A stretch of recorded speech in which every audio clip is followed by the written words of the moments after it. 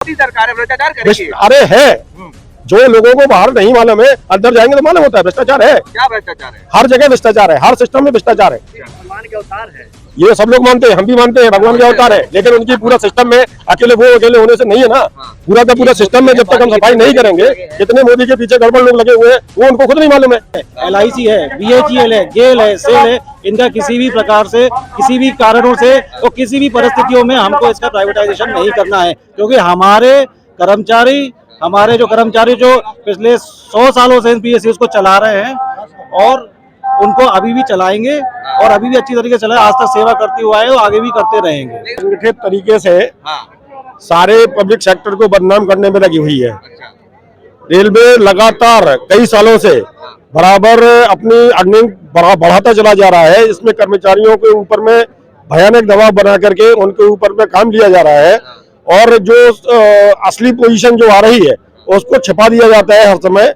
देखिए, अभी अगले साल चुनाव का पीरियड आएगा, रेलवे को फिर बताया जाएगा कि बढ़ा है, प्रोग्रेस किया है, लेकिन जब तक इनको प्राइवेटाइजेशन की तरफ जाते हैं उसको बदनाम करते हैं। बदनाम करके ऐसा दिखाया जाएगा कि कोई कर्मचारी कोई काम नहीं कर रहे हैं, जबकि इसका रिवर्स है, उल्टा है। नहीं, अब मैं अभी कुछ दिन पहले ही 400 रेलवे स्टेशन, 15 जो है रेलवे स्टेडियम, इन तमाम चीजों को प्राइवेटाइज किया गया वित्त मंत्री के द्वारा। उन्होंने कहा कि भाई इससे जो है रेलवे का विकास होगा, फायदा होगा। नहीं, गलत अवधारणा है। विकास इससे नहीं है। जो बाहर दिखाने की बात होती है वो अलग होती है। वहाँ पे जो भी कर्मचारी है उनका इतना शोषण किया जा रहा है, उनको जो मिनिमम गारंटी के जो मजदूरी है उनको नहीं दिए जा रही है। ठेके वाले जो वो ठेकेदार है वो उसके पैसे रख लेते हैं, आधे पैसे उनके ATM घर में रहते हैं, आधे पैसे उनके दिए जाते हैं। इस तरीके से मजदूरी का ये शोषण है और ये शोषण के लिए ये लोग पूरी तरीके से, गवर्नमेंट भी उनका कहीं ना कहीं सपोर्ट कर रही है। और हम लोग केवल हमारे एक कर्मचारी का बात नहीं है, ये पूरी सोसाइटी की बात है। अगर हम इसको बात को नहीं उठाएंगे तो इस पब्लिक को मालूम नहीं है ऐसी चीजें। इन चीजों को पब्लिक के सामने आना चाहिए कि अगर एक मिनिमम मजदूरी को जो अगर प्रोटेक्शन हो रहा है वो केवल सरकार के उपक्रमों में सरकारी कर्मचारियों के ही हो रहा है। तो कह रही भाई कि 60 साल की जो गलतियां थी कांग्रेस की, उस गलतियों का हम सुधार कर रहे हैं।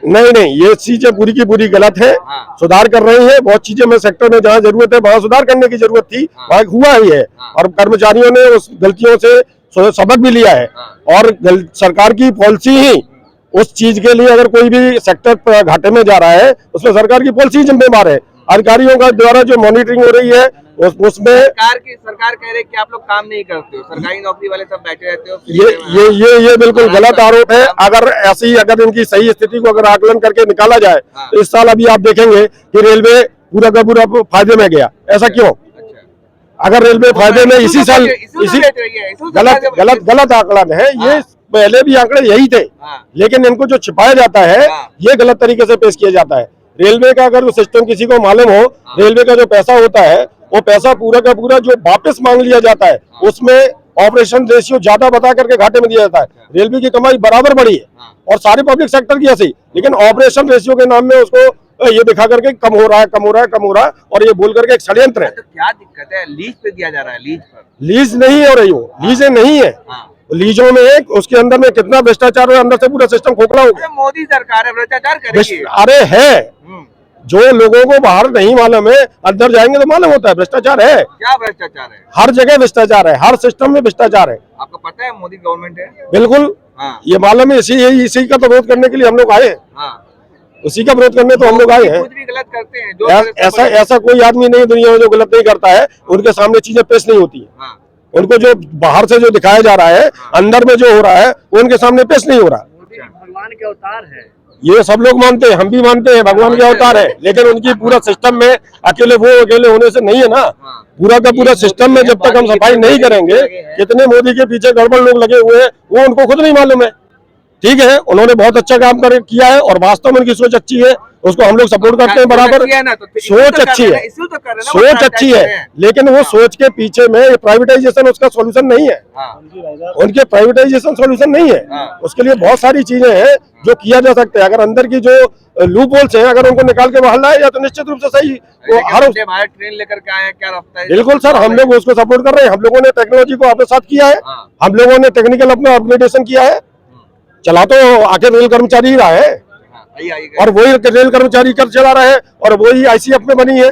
कोई बाहर के लोग ने नहीं बनाई, इंडिया के ने ही बनाई, इंडिया के सरकारी कर्मचारियों ने बनाई, रेल कर्मचारियों ने बनाई है उसको। चलिए ठीक है, आप इनको बोलिए। हाँ बोलिए। मेरा नाम दलीप कुमार है और जनकपुरी से हूँ। कहाँ से, क्या नाम है? दलीप कुमार, दिलीप जनकपुरी, कुमार। दिल्ली से। अच्छा बोलिए। दिल्ली सरकार ने डीए हर 6 महीने में बढ़ जाता है, ये उसका जीता जाता उदाहरण है।